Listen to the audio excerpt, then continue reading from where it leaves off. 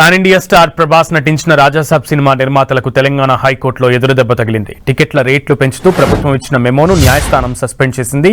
పాత ధరలతోనే టికెట్లు విక్రయించాలని book my షోకు ఆదేశాలు జారీ చేసింది. మరోవైపు ఇక మీదటి టికెట్ల ధరలు పెంచుతూ ఎలాంటి మెమోలు ఇవ్వకూడదని ప్రభుత్వానికి సూచించింది. ఒకవేళ టికెట్ రేట్లు పెంచాలనుకుంటే జీవో నెంబర్ 120 ప్రకారం 350 లోపే టికెట్ ధర ఉండేలా చూడాలని సింగిల్ బెంచ్ స్పష్టం చేసింది. సినిమా టికెట్ రేట్ల పెంపుపై విచారణ సందర్భంగా తెలంగాణ హైకోర్టు ఆగ్రహం వ్యక్తం చేసింది. టికెట్ల ధరల పెంపు మెమోపై మరోసారి హైకోర్టు మండిపడింది. తెలివిగా ఎందుకు మెమోలు జారీ చేస్తున్నారని ప్రశ్నించింది. పదే పదే టికెట్ రేట్లు ఎందుకు పెంచుతున్నారని నిలదీసింది. ఎన్నిసార్లు చెప్పినా ఎందుకు మీ ఆలోచన మారడం లేదని అసహనం వ్యక్తం చేసింది కోర్టు.